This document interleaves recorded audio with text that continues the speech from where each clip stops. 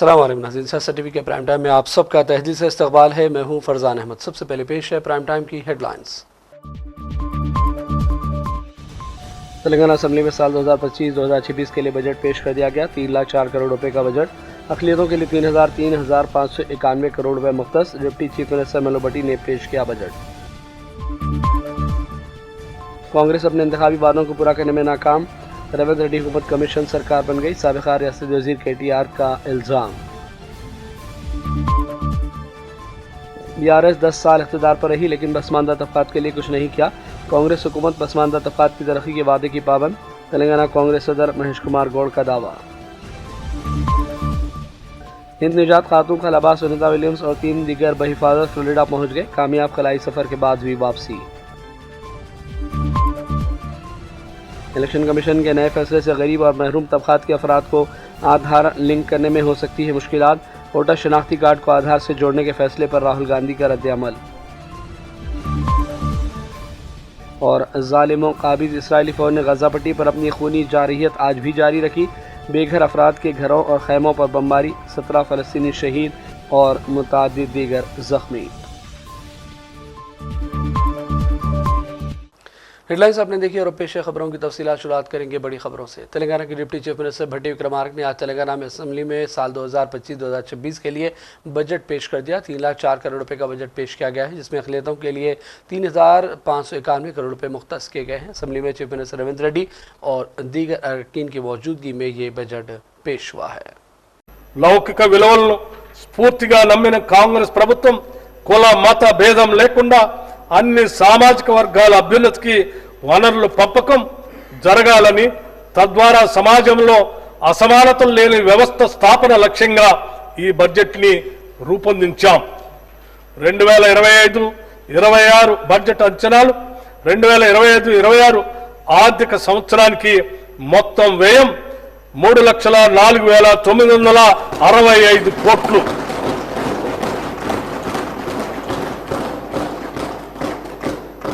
Revenue వ్యయం 2,26,982 కోట్లు. మూలధన వ్యయం 36,504 కోట్లుగా ప్రతిపాదిస్తున్నాను. 2025-26 సంవత్సరపు బడ్జెట్ ప్రతిపాదనలను పరిశీలన, చర్చ మరియు ఆమోదం కోసం ఈ సభకు సమర్పిస్తున్నాను. తెలంగాణను ప్రగతి బాటలో నడిపేందుకు మీ అందరి మద్దతును హృదయపూర్వకంగా ఆశిస్తున్నాను. జై హింద్, జై Telangana. The annual financial statement budget for the financial year 2025-26 is presented. The House is urged to meet again at 10 a.m. on Friday, the 21st March 2025. Telangana assembly में जैसे ही तेलंगाना के डिप्टी चीफ मिनिस्टर भट्टी विक्रमार्क ने बजट मुकम्मल कर दिया, चीफ मिनिस्टर रेवंत रेड्डी उठ खड़े हुए और भट्टी को गले लगा लिया। उन्होंने बजट पेश करने पर डिप्टी चीफ मिनिस्टर को मुबारकबाद भी पेश की। इस मौके पर दीगर अरकान असेंबली भी भट्टी से मुलाकात करते देखे गए। तेलंगाना हुकूमत ने अक़लियतों की फलाह बहबूद को अपनी तरजीहात में शामिल किया और कई अहम इक़दामात का ऐलान किया। डिप्टी चीफ मिनिस्टर भट्टी विक्रमार्क ने अपनी बजट तकरीर में कहा कि हुकूमत की जानिब से तामीर किए जाने वाले यंग इंडिया रिहायशी स्कूल्स में अक़लियती रिहायशी स्कूल भी शामिल होंगे। इस इक़दाम के जरिए अक़लियती तलबा को दीगर तलबा के साथ मेयारी तालीम हासिल करने का मौका फराहम किया जाएगा। हुकूमत ने मुसलमानों के लिए मुक़द्दस तरीन सफ़र हज के लिए भी खातिर ख़ाब फंड्स मुख्तस किए। साल 2024 में तेलंगाना से 11,446 अफराद ने हज का सफ़र किया, जो तेलंगाना की तारीख में एक रिकॉर्ड है। राजीव युवा मनसूबे के तहत अक़लियती बरादरी के अफराद को खुद रोजगार स्कीमों के लिए 840 करोड़ रुपए मुख्तस किए गए। इस स्कीम के तहत अक़लियती मालियाती कॉरपोरेशन से फिलहाल दरखास्तें कबूल करने का काम शुरू हो गया है। భూమి లేని వ్యవసాయ కూలీలు ఉపాధి దొరకని రోజుల్లో పస్తులుండే దీనస్థితి నుండి వారిని కాపాడేందుకు ఇందిరమ్మ ఆత్మీయ భరోసా పథకాన్ని అమలు పరుస్తామని ఎన్నికల్లో చేసిన వాగ్దానానికి అనుగుణంగా సంవత్సరానికి ప్రతి వ్యవసాయ కూలీ కుటుంబానికి 12,000 రూపాయలు చెల్లించే బృహత్తర పథకాన్ని అమలు చేస్తున్నాం. चीफ मिनिस्टर तेलंगाना रेवंत रेड्डी ने कहा कि रोजगार के एलामिया जारी करने का सिलसिला जारी रहेगा और नौकरियों पर तकर्रुरात में हुकूमत कोई लापरवाही नहीं करेगी। उन्होंने असम्बली में तहफ़्फ़ुज़ात के हवाले से बिलों की मंजूरी पर भी मसरत का इज़हार किया और दावा किया कि कांग्रेस हुकूमत अपने वादों को पूरा कर रही है। మంచిగా కోచింగ్ సెంటర్లకు పంపించుర్రి, ప్రిపేర్ చేయండి, పాస్ చేయించుండ్రి. వాళ్ళకి ఎడ్యుకేషన్కి ఏం కావాలనో వాళ్ళ కోచింగ్లకు ఏం కావాలనో కూడా ఫర్దర్గా చేద్దాం. ఎందుకంటే ఇప్పుడు వరుసగా నోటిఫికేషన్లు వస్తాయి. ఈ నోటిఫికేషన్లలో పిల్లలు సెలెక్ట్ కాకపోతే మనం ఇచ్చిన ప్రయత్నం అంత ఏంది? బ్యాక్లాగ్ పోస్టులు ఎందుకు ఉండాలి? పిల్లల్ని చదివించుర్రి, వాళ్ళ చదువులకు కావాల్సిన వాళ్ళ కోచింగ్లకు కావాల్సిన ఏమున్నాయి, ఫారెన్ పంపించడానికి స్కాలర్షిప్లు ఉన్నాయి, అన్నీ ఇస్తా. పిల్లలు పంపించుర్రి, బయటికి పంపించరు. ఎంతసేపు మన ఊర్లోనే మనం ఉండి, మన ఇళ్ళలోనే మనం ఉండి, మన దగ్గరనే ఉండి, ఇక్కడనే మనం ఇందులోనే ఇది చేయకంటే కొంతమంది చదువుకున్న వాళ్ళు చిన్న బయటకు పోతుంటే వాడు పెద్దోడు అవుతాడు, ఎదుగుతాడు, సమాజానికి ఉపయోగపడతాడు. వాడిని చూసి ఇంకో నలుగురు తయారవుతారు. అరే మావాడు అమెరికాకు పోయి మేము కూడా పోతుంటాం, వాడు పోయినోడు నలుగురిని తీసుకుపోతాడు. ఒకరు పోయినరా అనుకో, నలుగురు తనకు తెలిసిన వాళ్ళే తీసుకుపోతాడు కదా. అట్లనే మన దాంట్లో కూడా ఎవరైనా పోయేది ఉంటే కొంచెం భుజం దట్టూరి చేయరి, ఏ పని ఉన్నా వచ్చి तेलंगाना कांग्रेस के सदर महेश कुमार गौड़ ने भी दावा किया कि कांग्रेस अपने तमाम इंतखाबी वादों को पूरा करने में मसरूफ़ है और अपोजिशन बीआरएस के इल्ज़ामात को उन्होंने सख्ती से मुस्तरद कर दिया और ये भी रिमार्क किया कि जो लोग यानी बीआरएस 10 साल इख्तिदार पर रहे उन्होंने पसमानदा तबकात की भलाई के लिए कोई इक़दामात नहीं किए। Discussion in council and hope to get passed.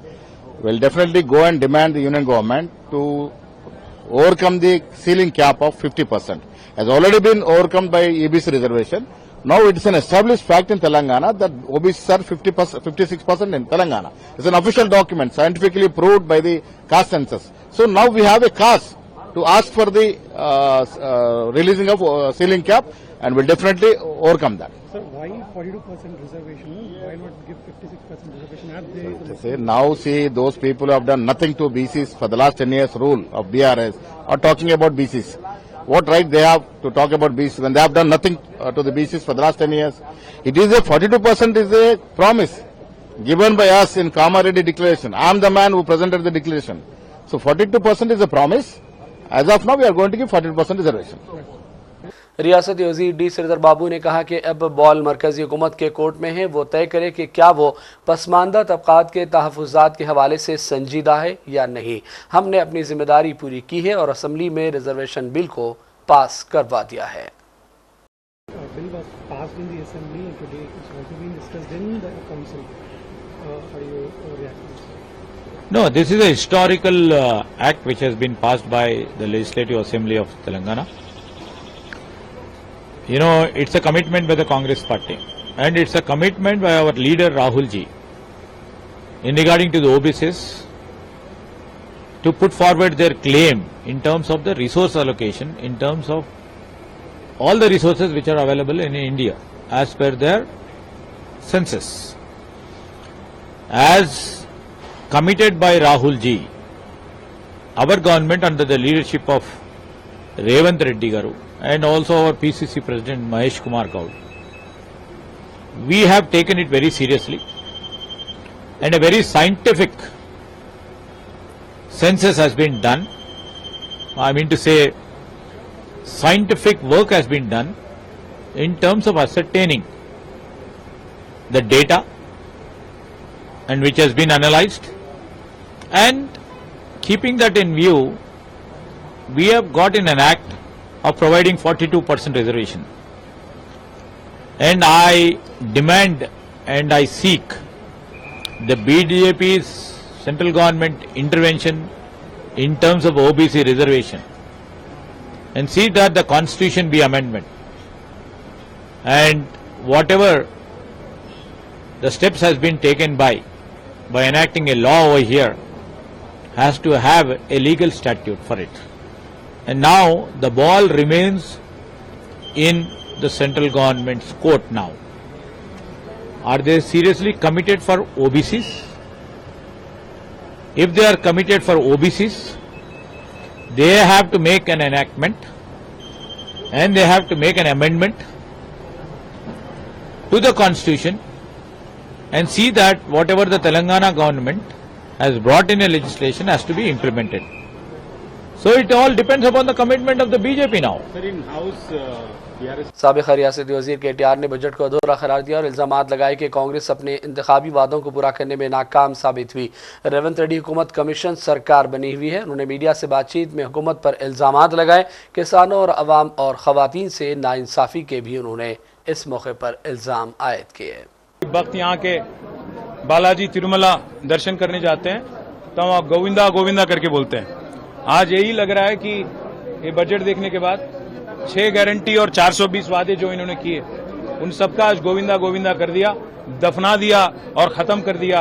लगता है कि कोई इरादा नहीं है, कोई मन नहीं है कांग्रेस सरकार का कि जो वादा देके वोट लिया, एससी डिक्लेरेशन, एसटी डिक्लेरेशन, किसान डिक्लेरेशन, स्वयं राहुल गांधी जी, मैडम प्रियंका गांधी जी, खारगे जी, सिद्धरामैया जी, बड़े बड़े हस्ती जो हिंदुस्तान के कांग्रेस पार्टी के हैं, पूरे आए थे तेलंगाना और उन्होंने वादा किया था।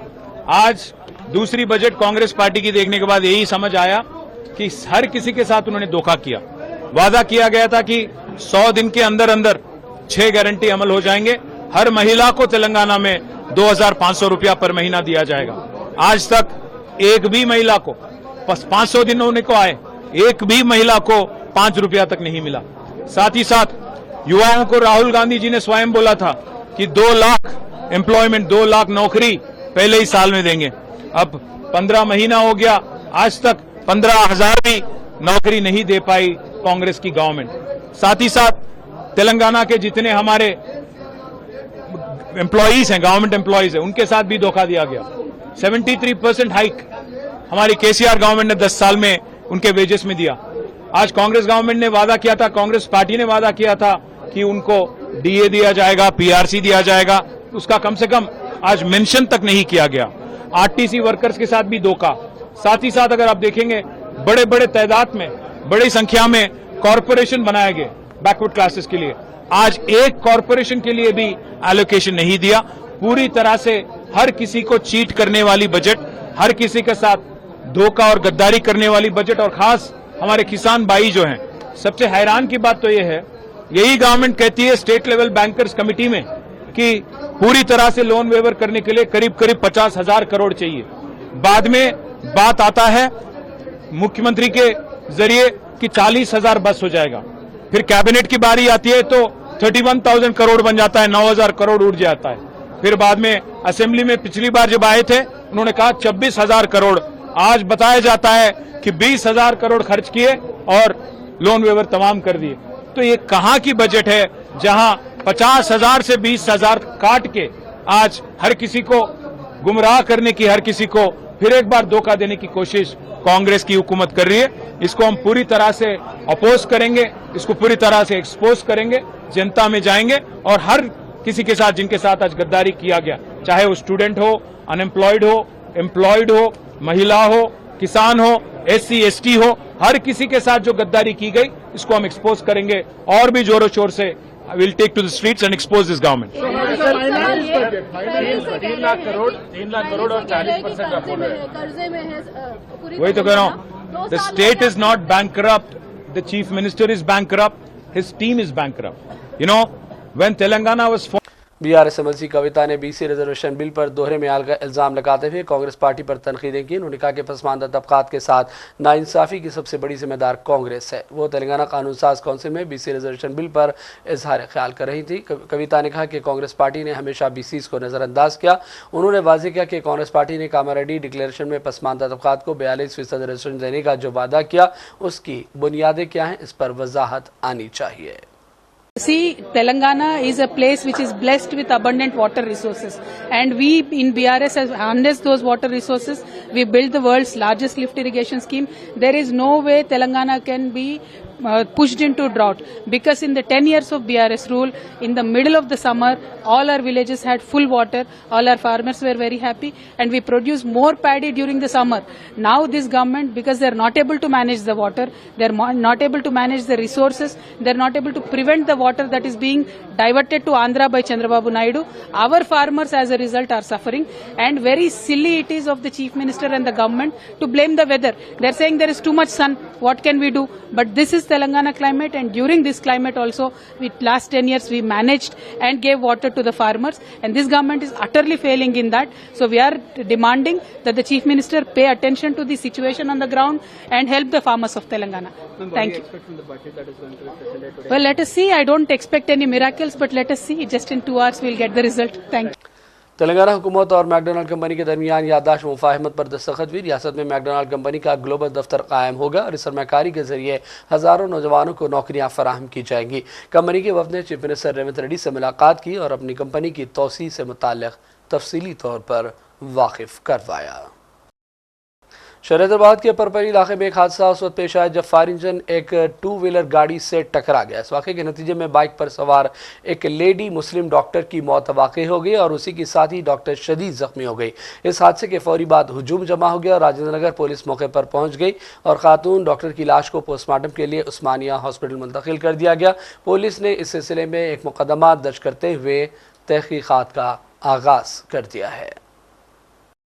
और बात करेंगे मौसम के हवाले से। महकमे मौसमियात ने कहा कि तेलंगाना की जगतियाल, राजन्ना, सिलसिला, जयशंकर, भूपालपल्ली, महबूबाबाद, वरंगल, हनमकुंडा, जंगा और सिद्दीपेट अजला में 22 मार्च को गरज चमक के साथ तूफ़ानी बारिश होगी। मौसमी रिपोर्ट के मुताबिक तेलंगाना में 20 से 24 मार्च के दरमियान बाज़ मकामात पर हल्की, बाज़ पर गरज चमक के साथ तेज़ बारिश का इम्कान है। अगले 3 दिनों के दौरान तेलंगाना के बाज़ इलाकों में सुबह के वक्त कोहर छाया रह सकता है। आइंदा 2 दिनों में ज़्यादा से ज़्यादा दर्ज हरारत में बड़ी तब्दीली मुतवक्को नहीं है, लेकिन इसके बाद दर्ज हरारत में मामूली कमी दर्ज होगी।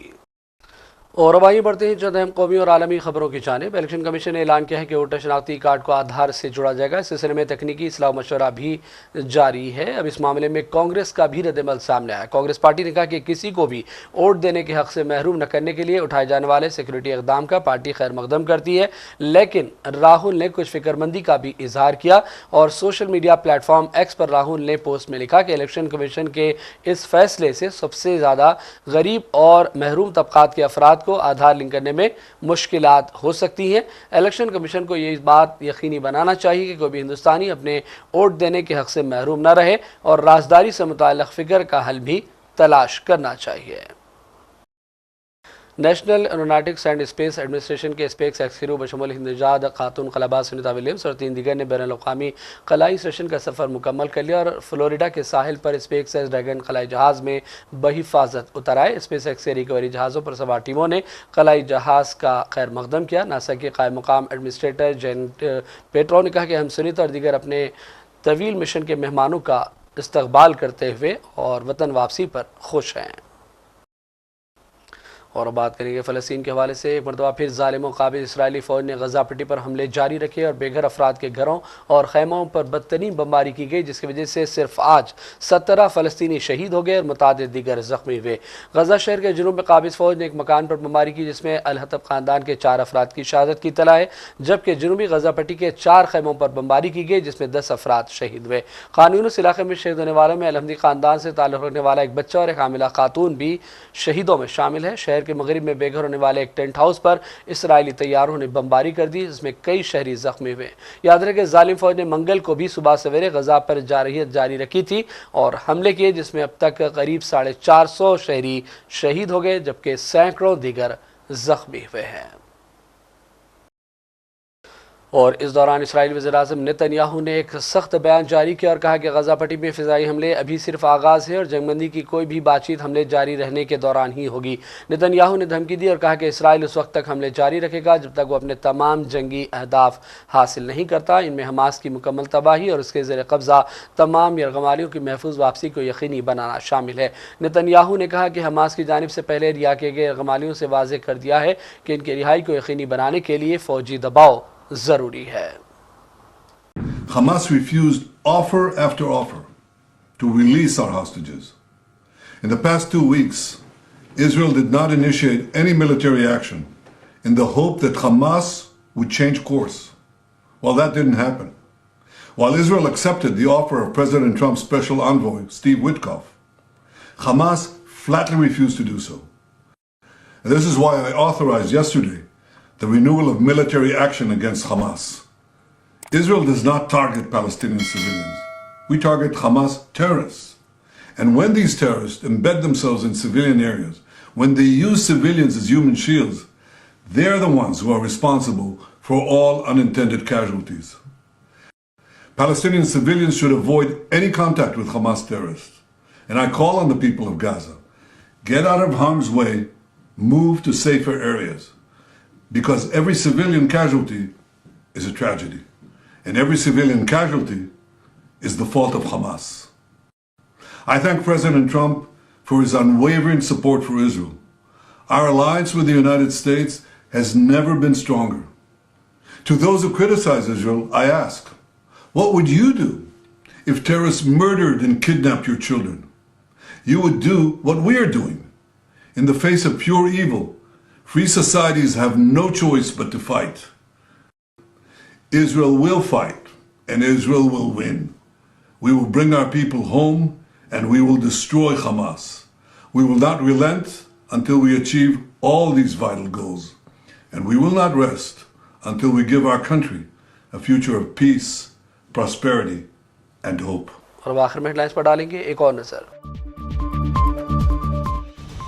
तेलंगाना असेंबली में साल 2025-2026 के लिए बजट पेश कर दिया गया। 3,04 करोड़ रुपए का बजट, अक़लियतों के लिए 3,591 करोड़ रुपए मुख्तस। डिप्टी चीफ मिनिस्टर मेलो भट्टी ने पेश किया बजट।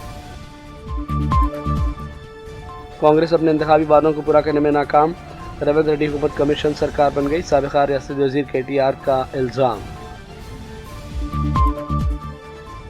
BRS 10 साल इक़्तिदार पर रही लेकिन पसमानदा तबक़ात के लिए कुछ नहीं किया।